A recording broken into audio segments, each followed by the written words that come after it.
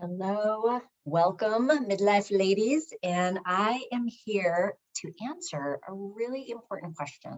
It's a question that I've been asked often, and I want to thank Erica for bringing it to my attention today. It just seemed like it was a perfect time to be able to hop on here and be able to kind of give you some food for thought around something that would seemingly be simple, right? Fruit, it's healthy. I should be able to eat it. Dried fruit, ooh, really still healthy, very tasty, easy snack, pack into my purse, grab and go. That should be good for my midlife metabolism as well, right? Well, yes and no. And I hate to say that is the case, but I want to empower you with giving you some critical thinking tools so that you can understand when it's okay, when it's not okay, and what it might be doing for your midlife metabolism, since that is your goal here, to be able to lose weight, feel your best, reclaim your energy. And so I want to empower you to understand what this means, because let's be real, there's a lot of very fancy packaging out there, right? Fancy packaging of healthy treat, smart treat, low sugar, no sugar added. These are all things that are placed upon really well-meaning, I'd like to think anyways, marketed grab and go snacks. And is a package of dried fruit better than a Snickers bar? 100%. So if that is your option, go for the dried fruit. But I still want you to understand what the dried fruit actually is. You see, dried fruit, when you have fruit, number one, fruit is a sugar package. It just is. There are some fruits that are lower in sugar than others, right? You may not consider avocado a fruit. I do.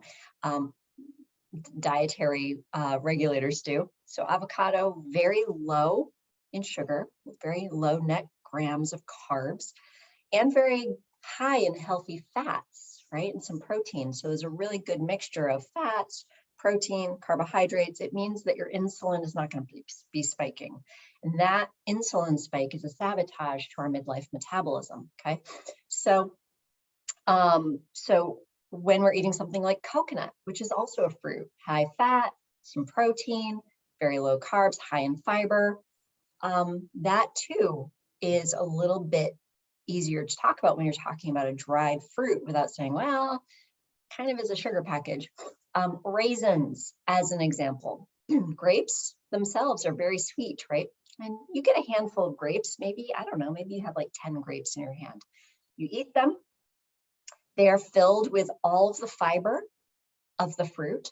They're filled with all of the nutrients of the fruit. They're also filled with all of the water. Excuse me, I had a little touch of COVID.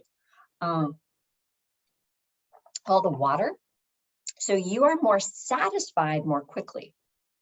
They're also larger. So between the water content being more satisfying and the size being more satisfying, you tend to eat less of it. Okay, so that little whole grape has the same amount of sugar as the tiny little raisin. You might eat 30, 40 raisins where you might eat just 10 grapes, right?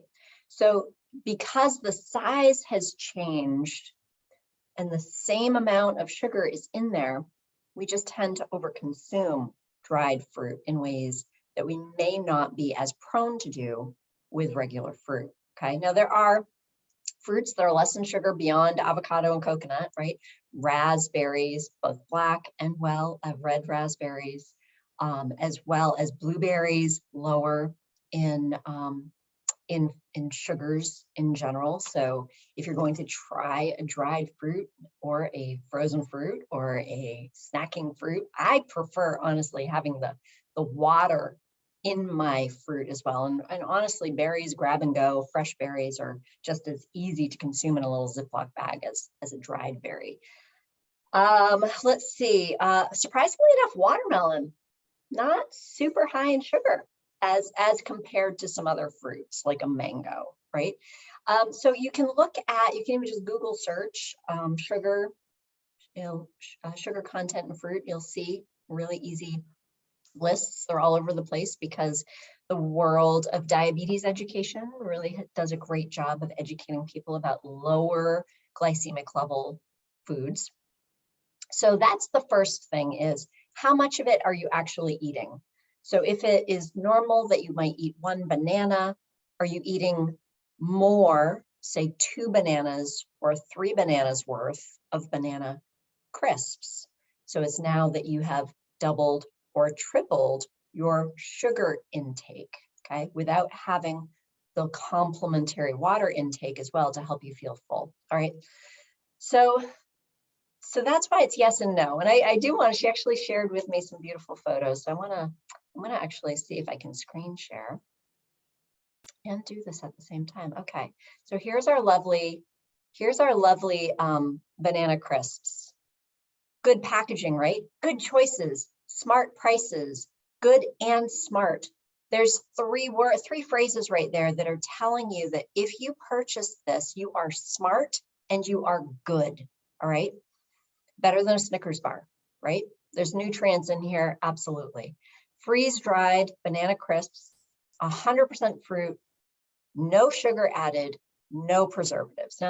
Now that is good because many dried fruits actually have sulfites in them to preserve their color. And many people have sensitivities to sulfites. So if they are considering sulfites as part of the preservatives that they're stripping out of here, that's awesome. So yes, this could be a good, smart option, better than a Snickers bar. But I do want to show you the side, right? Ingredients, bananas, love that. This is whole food, just concentrated whole food, okay? Serving size is good to note. It says 1 serving size per bag. That means we aren't going to accidentally kind of eat 3 bananas. I'm not sure what they're considering a serving size, if this is a whole banana in here. But it seems as if there's not an accidental kind of, oops, I just ate 5 bananas serving size in here. So it's 1 serving size. I like that. You're also going to note there's total fat 0. Total protein, less than 1 gram. Fats and proteins help to regulate our blood sugar. There's 0 of them in here. And that's not, I mean, that's normal, right? That's normal for fruit. So it's not horrible, but it's just to be aware of. I want you to look at the total carbohydrates, 13 grams, okay? Total dietary fiber, 2 grams. We talk about sugars in this section right here, total carbohydrates, 13 grams, dietary fiber, 2 grams. We would say that there's net carbs of 13 grams minus 2 grams, so it'd be 11 grams of carbs. And then they tell you there's actually 11 grams of sugar in here, okay? So that's total sugars, it's fruit sugars, I'm assuming, because they said they have not added any other sugars. But sugar is sugar according to the body. The body just says, hey, that's sugar. I'm going to turn it to glucose. Hey, now I need insulin called upon in order to move that sugar into my cells.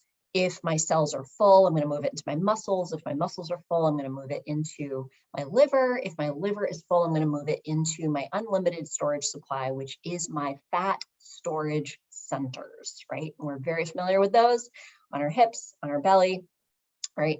And so it is good to know that an average daily intake of carbohydrates for women as we age, we have less tolerance for it. So this is just a section right here, this carbohydrate section I want you to become familiar with so that you can understand what it actually means. Because then it says includes 0 added sugars. Yay, it's healthy. It's 0 added sugars, but there's still sugars, right? We still just have to be aware of the fact that there's 11 grams of sugar in here, okay? And 4 grams of sugar is a teaspoon of sugar.